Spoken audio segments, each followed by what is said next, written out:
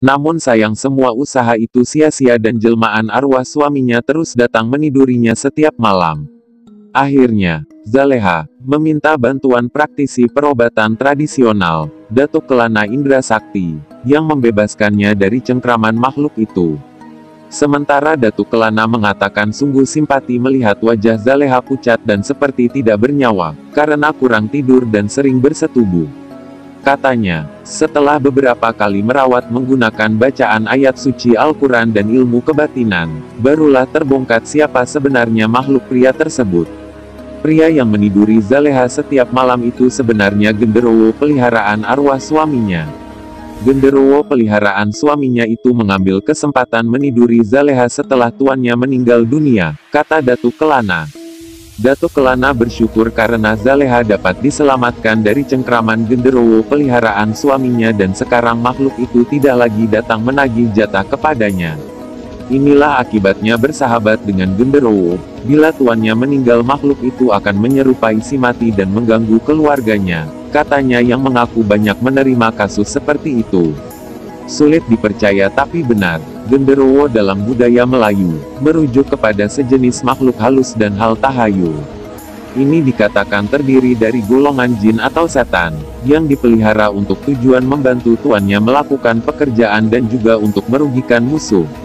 Genderuwo akan dikendalikan oleh pemiliknya yang bisa menyuruhnya melakukan apa-apa juga jenis pekerjaan berat. Genderuwo juga disuruh oleh tuannya untuk merasuk seseorang. Genderuwo memiliki kemampuan menjelma sebagai manusia biasa atau hewan lain, dan biasanya genderuwo akan menjelma sebagai tuannya. Genderuwo yang dipelihara itu harus diberi makan sebagaimana yang disepakati. Biasanya makanan yang disediakan dikenal sebagai acak, sajian termasuk telur, ayam panggang, pulut kuning dan sebagainya. Jika tidak dijaga dengan baik dan diberi makan, genderuwo yang kelaparan itu akan menyerang tuannya. Genderuwo biasanya perlu diwariskan, dan jika tidak diturunkan kepada waris tuannya akan menjadi bangkai bernyawa. Tubuhnya mati dan berbau busuk, tetapi ketika hendak dimakamkan, ia akan bangkit seperti hidup. Selain itu, ia akan makan dengan lahap ketika diberi makan.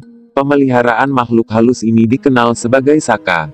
Saka juga adalah antara perbuatan ilmu hitam yang sudah lama ada dan diterapkan oleh individu tertentu di dunia ini termasuk di Malaysia. Berbagai dampak buruk dan masalah yang akan timbul pada waktu panjang dan puncaknya menyebabkan manusia itu melakukan dosa besar dengan menyekutukan Allah yaitu syirik kepada Allah Ta'ala. Syirik adalah suatu perbuatan yang termasuk di dalam dosa-dosa besar. Barang siapa yang mempersekutukan Allah dengan sesuatu yang lain, maka sesungguhnya ia telah melakukan dosa yang besar. Surah An-Nisa 48. Wanita-wanita ini mengaku berhubungan seksual dengan hantu. Kisah wanita-wanita ini mungkin terdengar tidak masuk akal. Tapi selama berabad-abad, terdapat legenda cerita rakyat tentang manusia yang menjalin hubungan dengan roh atau hantu. Termasuk menjalin hubungan seksual. Pengalaman inilah yang dialami Sian Jamisan. Seperti dilansir dari Daily Mail, dengan napas terengah-engah, ia menceritakan pengalaman malam pertamanya dengan sang kekasih. Dia sangat tampan, bermata coklat yang indah. Saat kami bercinta, ia membelai lembut tubuh saya dan saya bisa merasakan berat tubuhnya menekan saya.